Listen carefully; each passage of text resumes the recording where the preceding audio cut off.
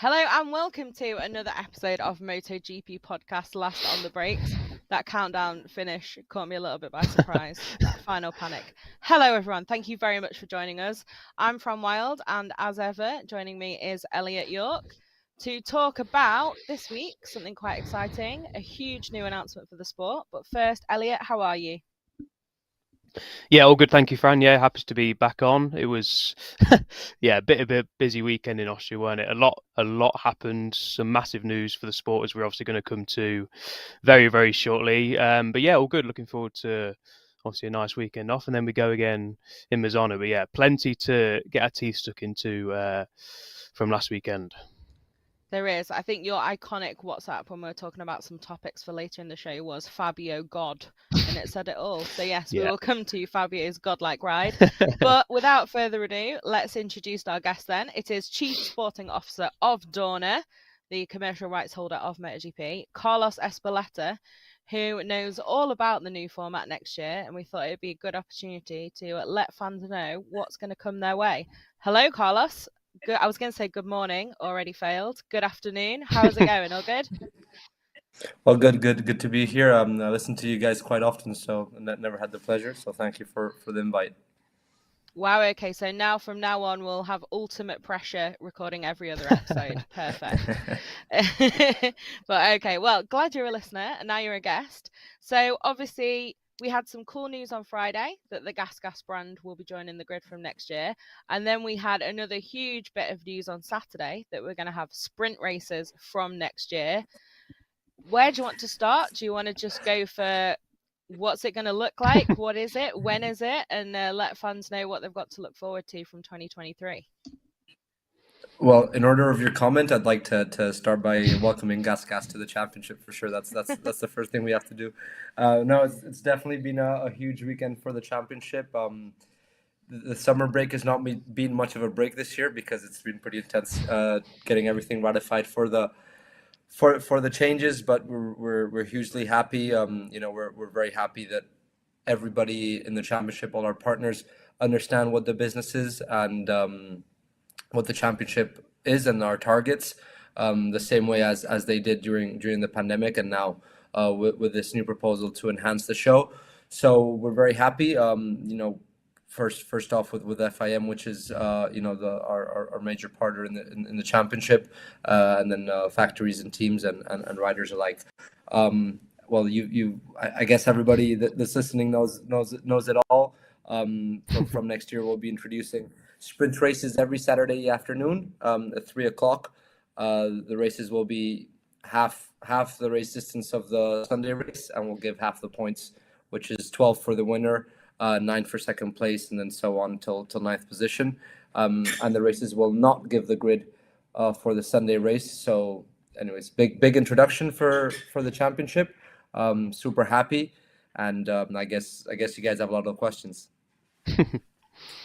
I think the first one is we're adapting and changing constantly to other sports around us as well. But how did it come to a point where it was the sprint race that was the first thing that you guys thought, yeah, let's introduce this? And then obviously other things are going to come down the line as well that we aren't aware of. But there's obviously a lot of hard work that goes on behind the scenes. So yeah, why was it the sprint race that was the first sort of major change that you guys have made? Well, I think it's part of the business, part of the show to be dynamic in terms of format and to be able to apply different changes to the weekend. We had been, with the current format, we've been for I think probably over a decade, which we were very happy with. We actually introduced it in Moto2 and Moto3 after having it in MotoGP for a while, and we're very happy. Nothing's wrong with it. This has been by far the biggest era in the history of the sport and the era with the biggest growth. So we're hugely happy with how it's gone. And now, every X amount of years, we have to introduce a change. And this is what we've gone through. The target with the sprint races is clearly to have a more powerful Saturday.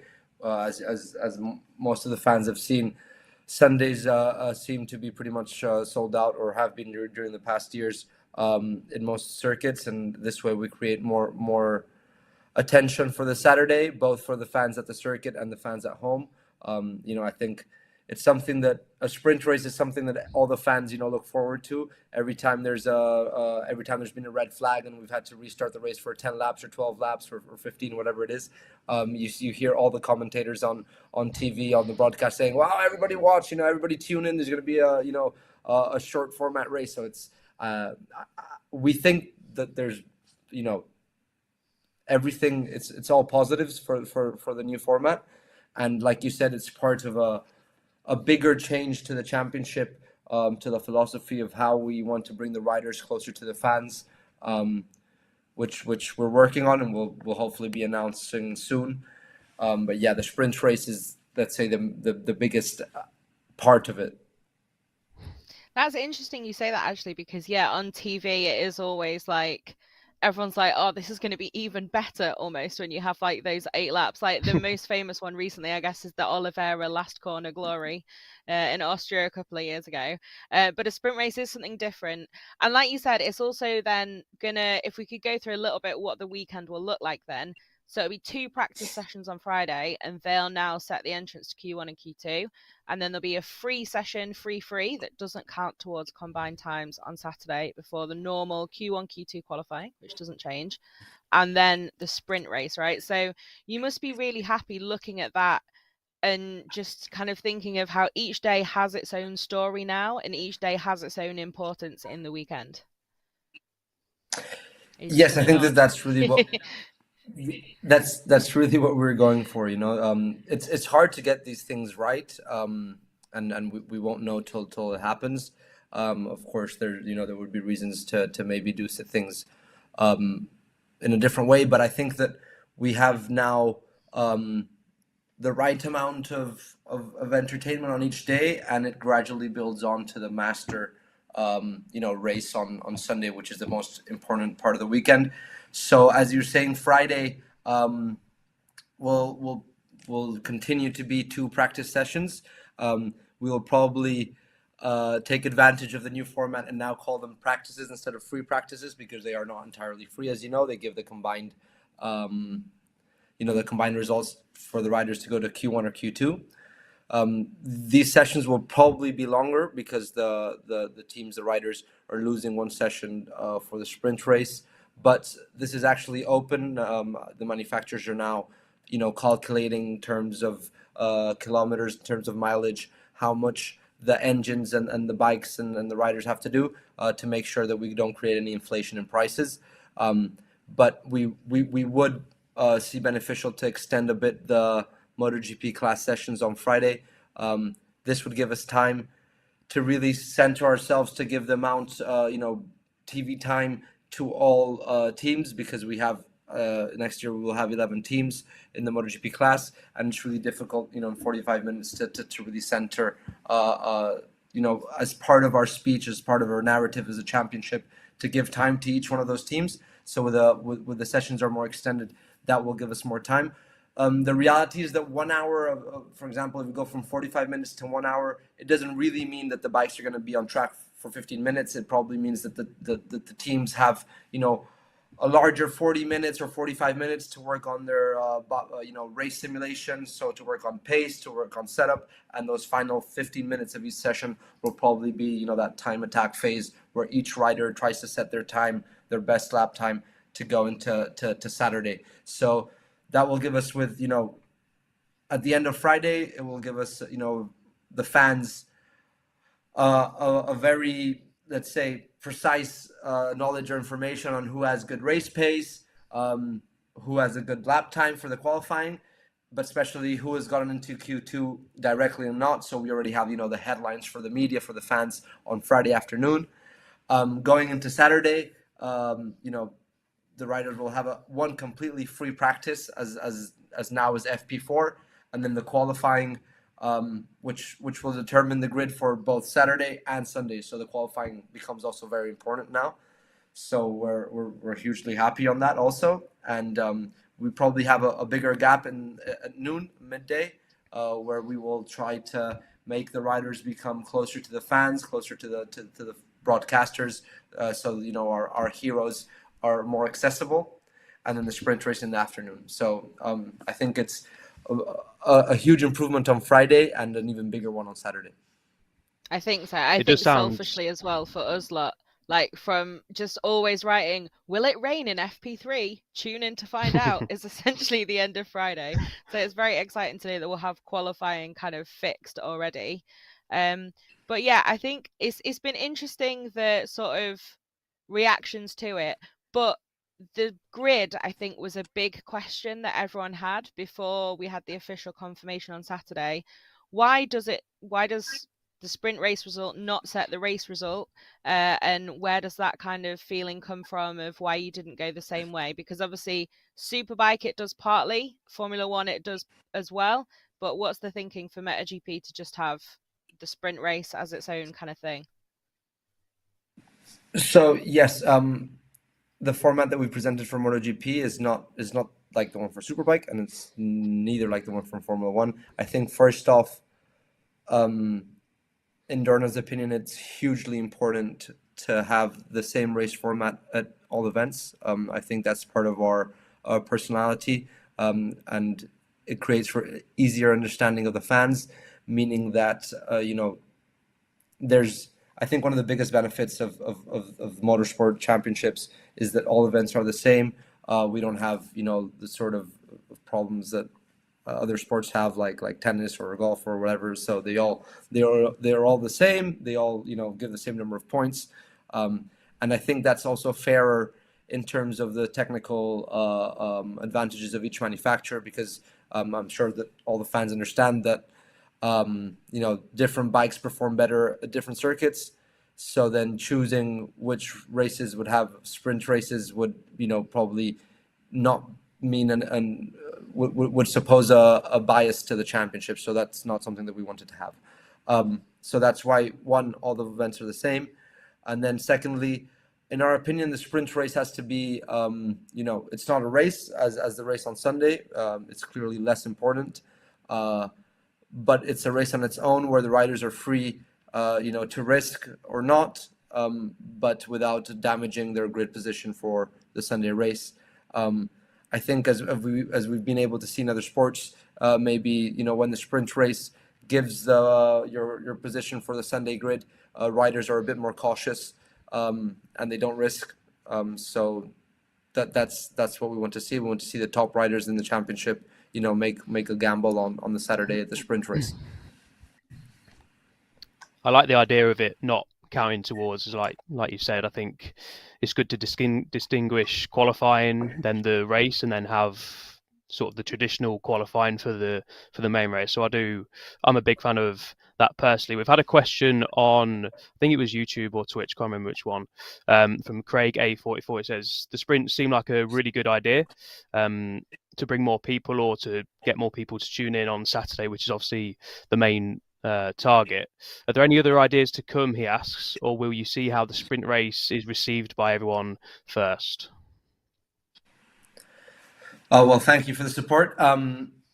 Actually, there's various good things about the sprint race, apart from the ones that we've just mentioned. But for example, we're testing out the sprint race at 3 p.m. That's actually a new time block, especially in Europe. So we can also test how that works. We've been, the circuits many times tell us that the later the race is, the better, so that they have more time for the fans to reach, for the traffic, the night before, which is, often posing difficulties for the fans to arrive at the circuits early on time, because our GP classes start as soon as 11, so that's pretty early.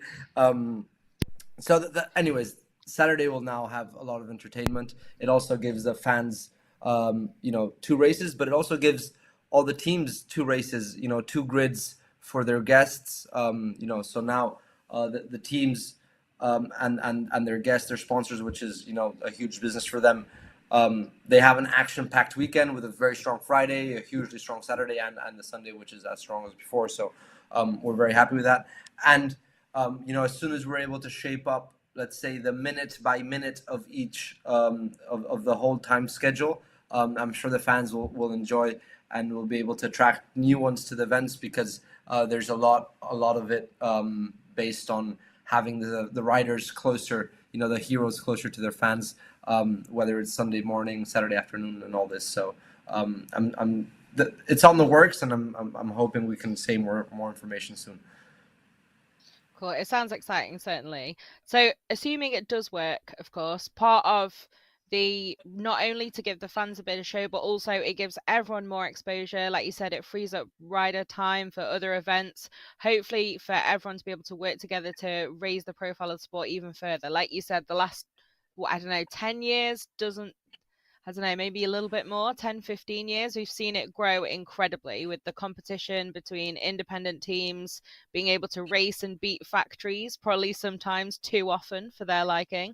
But it's been really great to see that on TV. Incredible close racing. I think like all of the closest top 10s of all time are in is it even since 2018 now? I can't remember the table, but it's really, really, really close.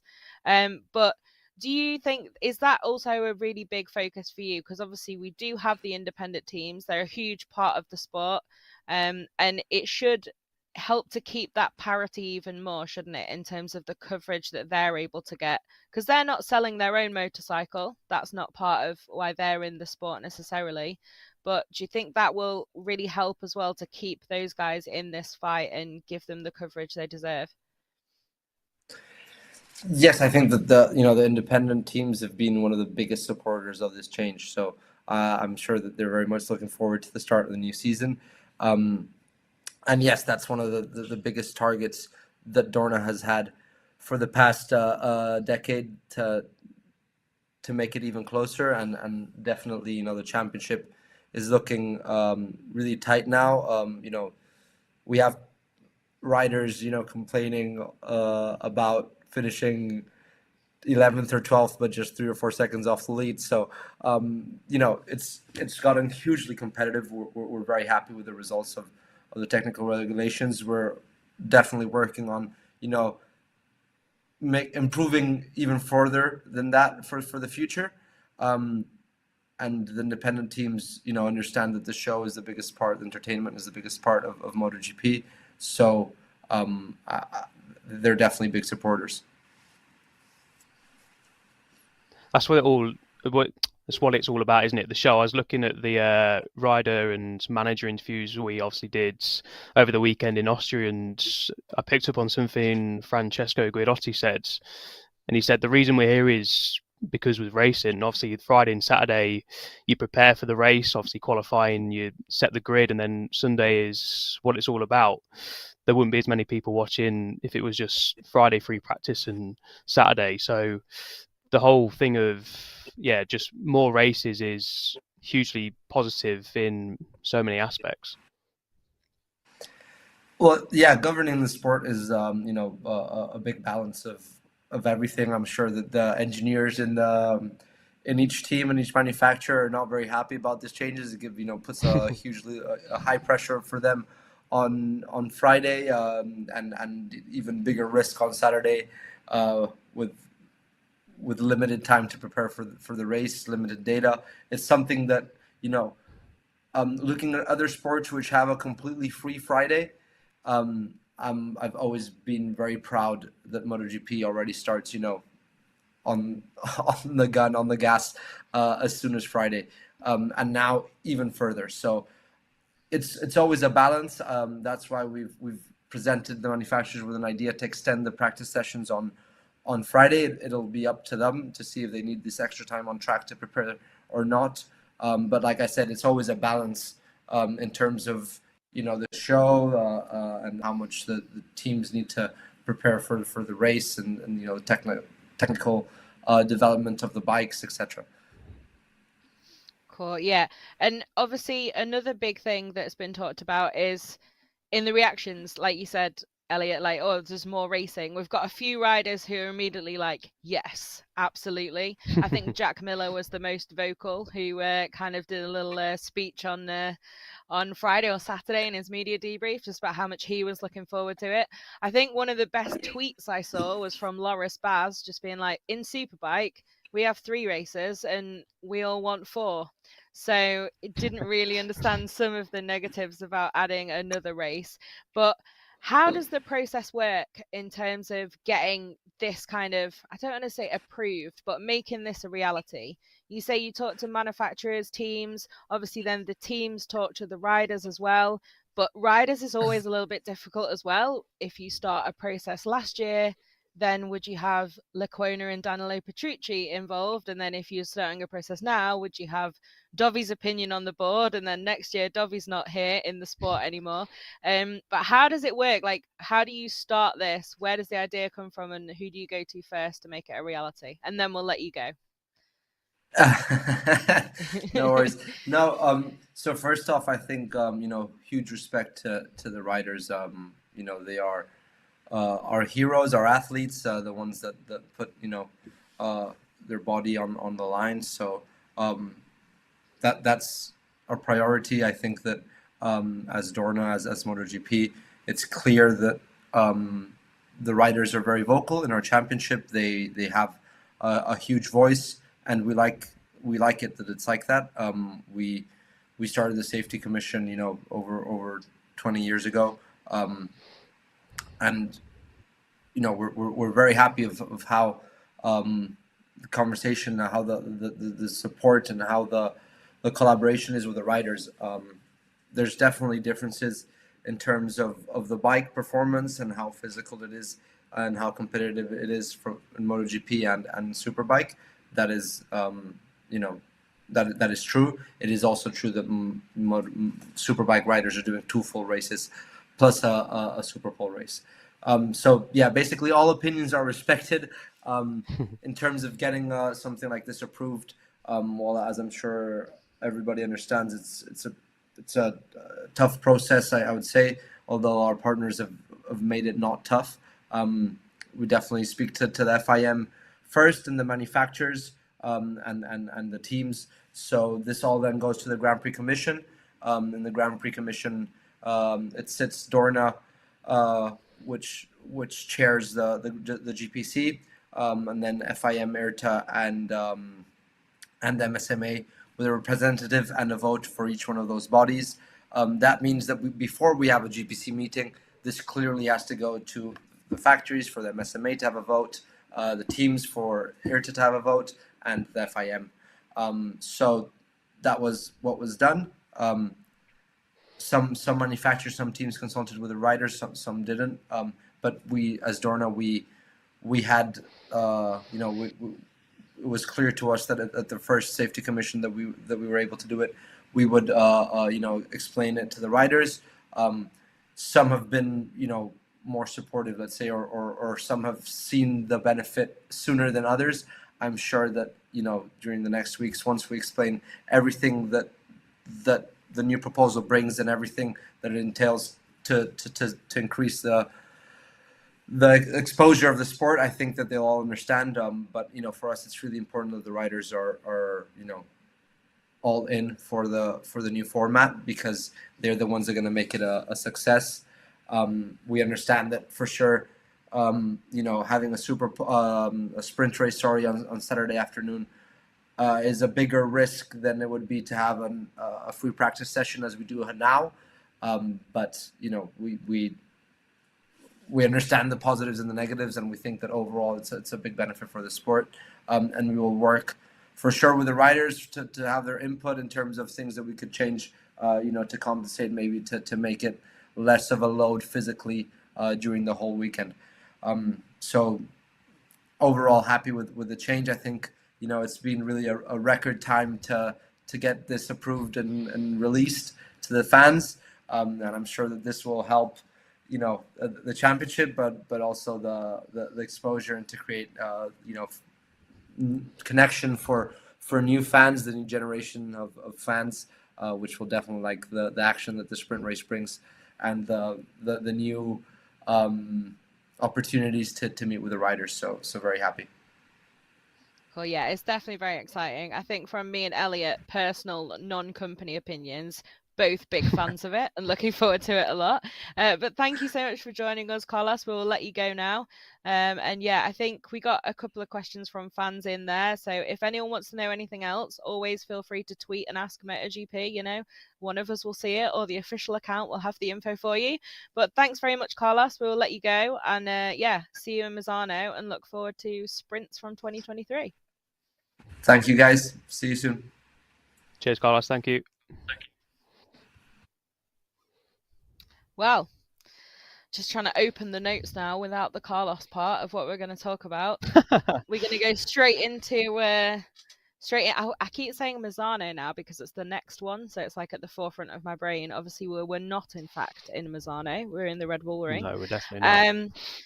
So first talking point: 3 wins in a row. What is that exclusive club? Like Stoner, Marquez, Lorenzo, Rossi? Go on, you've got this. Yeah. Is there one more that I'm missing? I feel like I'm missing someone. There is. I'm surprised you've actually not got this one as well. Is it Danny Pedrosa? I thought it'd be the first. It is Danny Pedrosa. Oh, yeah. Yes. Okay. That I was like, I'm gonna be ashamed of myself because I'm like, it's probably D-Ped. But yeah. So obviously now Pecco Bagnaia joins that list. It's crazy when you look back to, what was it, the first couple of laps in Germany where he ended up sliding out super early. All seemed lost. He's like more than 90 points back. Now, 3 wins on the bounce at quote-unquote not Ducati tracks, a couple of them at least. Silverstone, arguable. Assen certainly. Was it Stoner, the last Ducati winner at Assen? So that's quite a little statement as well. So much closer in the points, and just looks like he's in that Pecco zone again, doesn't he? It's an impressive win at the Red Bull Ring. He did the same last year, didn't he? He was a lot of points back on Fabio, and then sort of a little bit later in the season, wasn't it? Or around about now, where he started to pick points up, pick up wins. And yeah, I mean, didn't put a foot wrong. I think Miller called him like Iceman in the post-race press conference because he obviously got the whole shot and then didn't relinquish the lead, really. It was Miller who tried to overtake him a few laps in, but Pecco got him straight back, and then from there on, yeah, it didn't look like anyone was going to win until maybe the last couple of laps where Fabio started to come good. But yeah, Pecco was 91 points down after Germany, and we all sort of thought, with Assen and Silverstone coming up, with Fabio obviously winning both those races last year, you sort of feared the worst for Pecco. But to go and win both of those races and then back it up with winning at the Red Bull Ring, yeah, seriously good form, and what a club for him to join as well. Like, that's just something to tell your grandkids, of course, like boast about. It's a very exclusive list of names he's joined, so that won't be enough for him, of course. He wants to win the world title, so it'll be interesting. I mean, and of course next we've got Misano, like you say, and then Aragon after that, so yeah, it's going to be very interesting couple of races. Yeah. I think Misano, could be another duel between the Fabio and Pecco. Aragon might be another chance for that deficit to come down. Obviously, been a tougher track for Yamaha at times. However, tougher track for Yamaha, statistically, it was probably the Red Bull Ring, wasn't it? The toughest one. And what was it? 0.4 something over the line that Fabio was behind. In a year where it's quite clear that Yamaha is struggling a little bit more. Obviously, Fabio's doing an incredible job, and they're, right up in the championship fights, thanks to what he's doing, and thanks to obviously a bike that works well with him. There are things that they've stated from both sides that they want to improve, including top speed, etc. But compared to, say, 2013, 2012, kind of that Lorenzo Yamaha era, it's definitely quite a feat to be taking Yamaha's best ever finish at the Red Bull Ring in amongst a load of Ducatis and make it only 0.4 deficit over the line at the end of the race. It was, as your WhatsApp message said, godlike. What do we think of that?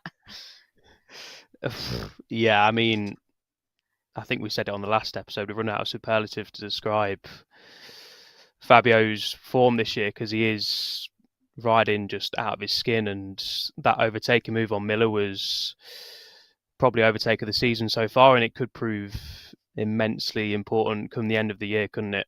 But just to even be in the fight with the Ducatis, well, not at the start because he took a few laps to get that hard front tyre warmed up to his liking. Maverick Vinales obviously overtook him, and then Maverick slipped back, and then Fabio just kept on building, didn't put a foot wrong. And that overtake on Miller was a champion's overtake, as our colleague Lewis Sudbury put it in commentary, and it was. He is just riding like a god, and he is, as Aleix said, the fastest man on track by some distance at the minute. I mean, if you put him on a Ducati, is he winning most races? He probably is at the minute with the form he's showing. That's a big thing to say. You don't just swap him in and swap him out, Of course, no. Of look course, at Maverick's journey. No, as in, like, if he was already accustomed to the Ducati and riding like he is, then it would be very, very difficult to beat. I mean, next two races are very, obviously, every race is important, of course, but I think Misano he'll be all right at, because he went well there last year. But Aragon will be very, very interesting. Very interesting. It'll be interesting as well, because we're going back to a few places that we've not been in a while. Sure. Because like Fabio was kind of in his stride, obviously not the level he's at now, but he was fairly in his stride by that part of his rookie season. Like, him and Marc had a great battle at Buriram, didn't they? So I just wonder what will happen there as well with the Ducati that's arguably probably more different than the Ducati that took on those tracks in 2019 than the Yamaha is to the 19 Yamaha. But I think it's going to be a very interesting one, but I'm very excited. And for Mazzano as well. So we've got Aleix and Aprilia on the list. I think it's just one of those with them where it's like tougher weekend. Their best finish at the Red Bull Ring before this year was 10th anyway, I think. So I think it was always going to be maybe one of the tougher ones. Bit of a disappointing one for Maverick Vinales as well, obviously slipping back after that run of third, second, and then but Mazzano should be interesting, especially with Maverick's form at Mazzano that we've seen before. But then what else can we tick off? Because I'm conscious of the time. Joan Mir, sad times. Obviously that early high side. I mean, I don't want to make this sound like it's, a entertaining, fun thing to watch, but it's just purely crazy watching how quickly he's flicked off the bike. So really, unfortunate, sad times he's got those breaks in his ankle and that ligament damage, but what a huge crash. Really thankful that he's only quote unquote suffered that sort of injury. And we won't see him at Mazzano, which is a bit of a loss to the grid, isn't it? One of our recent world champions. So I think there'll only be Fabio on the grid that's a world champion in MotoGP at Mazzano. Oof. Yeah, maybe actually. Yeah, obviously Marc's not going to be riding in Mazzano. Yeah. Good segue though. Yeah. Good segue, yeah. Just What's on the big question about when Marc may be riding at Mazzano. Yeah, I mean, when I spoke to him in Madrid, we did that interview. There was obviously lots of main talking points coming from it, but one of the main things I took away from it was they really do not want to rush this. And I just think, from a personal standpoint, the Mazzano test is less than 2 weeks away. He's been given the all clear, which is great news. He can intensify his training and start training on a motorcycle, which he'll obviously start doing straight away, of course. So it's going to be very interesting to see if he's at the Mazzano test. They'll probably leave the decision as late as possible, obviously to give him more time to see how his arm's feeling after stepping up the training. But Puig, obviously, I mean, for Honda, it's crucial that he's on the bike as soon as possible, but it's also very important that he doesn't rush it back. They won't rush it back. I know they won't, because this is last chance saloon, isn't it? He's had the 4th operation. He said it himself. It's now or never. So to rush him back to the Mazzano test when he might not be quite ready, I think Puig was talking to DAZN and said, look, even if he can go out and obviously not do like 100 lap a day test or a couple of days, just a handful of laps here and there, try and get some feedback on the bike, will be really, really helpful for Honda, and obviously Marc as well. So great news that he's got the all clear to step up his training. But yeah, it's going to be very, very interesting to see when Marc returns. If I had to put my finger on it, I'd say we probably might see him at the Misano test, which I wouldn't have thought was possible, just because of the situation Honda are in. And Marc's obviously not ridden the bike since Mugello, so it's going to be good for him to get that last stage of fitness up, because he said it in the press conference, didn't he? He said, I can't be fully fit unless I ride the MotoGP bike. That's sort of the last stage of getting his fitness to where he wants to be. So it does make me laugh a little bit, going back to when we talked to Cal a couple of episodes ago, when he's like never trained on a bike in winter, always used to turn up to Sepang just like ready to get back in the groove. And then one of his former colleagues within Honda, obviously within the ranks, is just like, no, I can't be fit at all unless I've been on a bike. It's always interesting how different riders approach things so differently at times. But yeah, I think we'll have to wait and see, won't we? It's difficult as well, isn't it, with the flyaways, because it's a little bit more complex going back to a track as well, that you've not been at for much longer. So yeah, I think it will be a very interesting one. But final note, we did speak about gas very briefly, and Hervé also slipped that into the press conference about the sprint races as well, doing bits already, ready for next year. But Pol Espargaro, now of Honda, futurely of gas. I think that's quite an exciting one, that is, isn't it? Because Pol and obviously it'll be gas branded, but within that sort of, what shall I call it, Mattighofen based project in terms of the engineers and the technical side. Really lots of success, and also one of the biggest figures who developed that bike and took it to Grand Prix winning form, if sadly he just missed out on that in that aforementioned sprint race with Oliveira and Jack Miller, just getting him at the end of the race. I feel like Pol's got unfinished business. That KTM obviously will be rebranded as Gas under the same umbrella. Got to say Gas, or our former Dorna colleague, now of Gas, will come for you. Yeah, I know who you're talking about as well. He had a successful period when KTM managed to get the bike up to speed. He should have won a race or two, shouldn't he? He was a bit unlucky in parts, and obviously the Honda story hasn't been the dream that he hoped it'd be, Honda hoped it'd be, and a lot of us hoped it would be as well, because Pol's such a nice guy and he's obviously a very quick rider as well, and we wanted to see him do well. But I think it's a good move. I agree, it's an exciting move. He's obviously going back home, sort of thing. It's an environment he obviously enjoyed.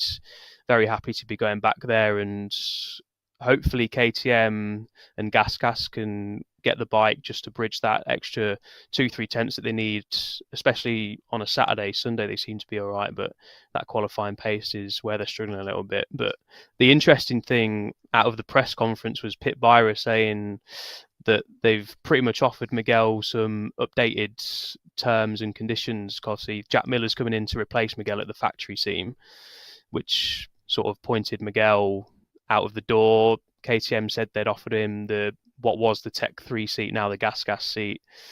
Miguel turned that down. So that's a really interesting thing to come out of that press conference, I think. Yeah, I think for sure. It was certainly eyebrows raised moment, not the revelation we're expecting from the event. But yeah, we'll have to see what happens with that second seat, won't we? Because it said, I mean, there's been all sorts of names bandied around, but then we also had, I think Remy Gardner in his debrief over the weekend, and one of them said there's no room for him next year. He'd been one of the names linked to it. So yeah, I think it'd be a very interesting one for sure. But yeah, I'm just excited about 2023, but then I'm also really excited about going back to Buriram and Australia, and where we're going for Motegi. I was like, I've missed a big one. I'm just really excited to go back to those tracks, and then obviously Sepang, a modern classic, I think it's interesting as well.